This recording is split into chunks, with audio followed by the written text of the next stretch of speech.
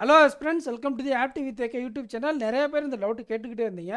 Current அஃபேர்ஸ்க்கு எல்பிஓக்கு நீங்கள் ஸ்கீம்ஸை நல்லா படிக்க சொல்லிட்டீங்க சார், பட் ஆனால் நான் எங்கே போய் படிக்கிறது, சோர்ஸ் என்ன சொல்லுங்கள்.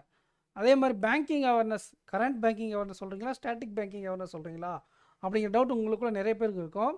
ஸ்கீம்ஸ்னால் நீங்கள் கரண்ட் அஃபேர்ஸில் உங்களுக்கு ஸ்மார்ட் கிடாவிலையும் அஃபேர்ஸ் கிளவுட்லேயும் பார்த்தீங்கன்னா உங்களுக்கு ஸ்கீம்ஸ்னே தனியாக கொடுத்துருப்பாங்க. அஃபர்ஸ்ட் ஃப்ளோரில் சென்ட்ரல் ஸ்கீம் தனியாக, ஸ்டேட் கவர்மெண்ட் ஸ்கீம் தனியாக கொடுத்துருப்பாங்க.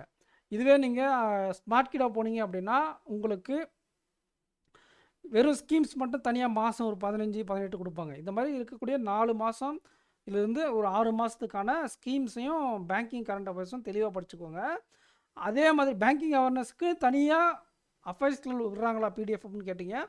எஸ், அஃபேர்ஸ் கிளவுடில் மாதம் பேங்கிங் அவேர்னஸ் அப்படிங்கிற ஒரு காலம் வந்து பார்த்திங்கன்னா கரியர்ஸ் கிளவுடில் கிராக் கரண்ட் அஃபேர்ஸ் பேக்கேஜில் இருக்கும்.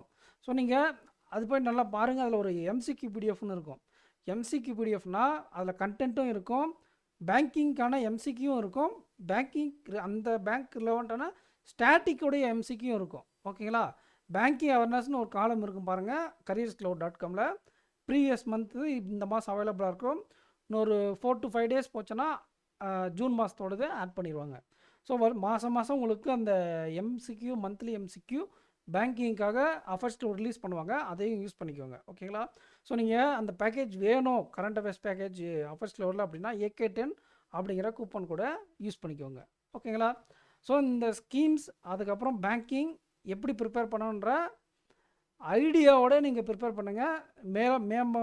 அதாவது எப்படின்னா, நிறைய பேர் என்ன நினைக்கிறாங்கன்னா, ஸ்கீம்ஸ்னால் பழைய ரொம்ப ஒரு 100 ஸ்கீம் 200 ஸ்கீம் கவர்மெண்ட் லான்ச் பண்ண எல்லா ஸ்கீமும் படிக்கணுமான்னு கேட்குறீங்கல்ல.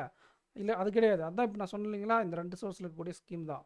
அதேமாதிரி பேங்கிங்னா ஸ்டாட்டிக் பேங்கிங் அவேர்னஸாக கேட்பாங்க. ஸ்டாட்டிக் பேங்கிங் அவேர்னஸ் ரொம்ப பார்ட் கம்மி தான், அதோடைய கான்ட்ரிபியூஷன் ரொம்ப கம்மியாக தான் இருக்கும்.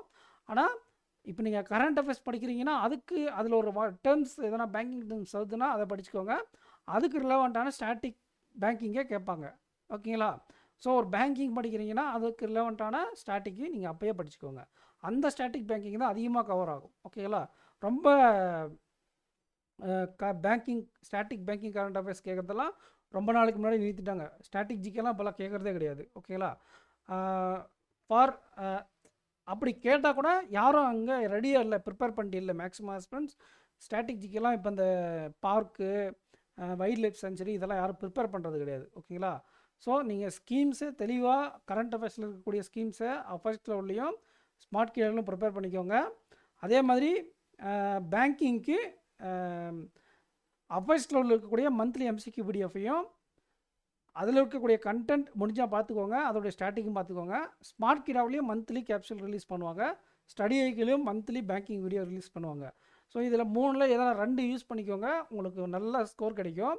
உங்களுக்கு டைம் இல்லாதவங்க ஏதாச்சும் ஒன்று படித்தா கூட போதுமானது தான். ஓகேங்களா? ஒரு நல்ல டீசெண்டான ஸ்கோர் உங்களுக்கு கிடைக்கும். இப்போ ஸ்கீம்ஸும் பேங்கிங் எப்படி படிக்கணுன்ற ஐடியா உங்களுக்கு கிடைச்சிருக்குன்னு நினைக்கிறேன். வீடியோக்கு லைக் பண்ணிக்கோங்க, உங்கள் ஃப்ரெண்ட்ஸுக்கு நம்ம சேனலை ஷேர் பண்ணுங்கள். நெக்ஸ்ட் வீடியோவில் மீட் பண்ணலாம் ஃப்ரெண்ட்ஸ். தேங்க்யூ. சேனலை சப்ஸ்கிரைப் பண்ணாமல் சப்ஸ்கிரைப் பண்ணிக்கோங்க.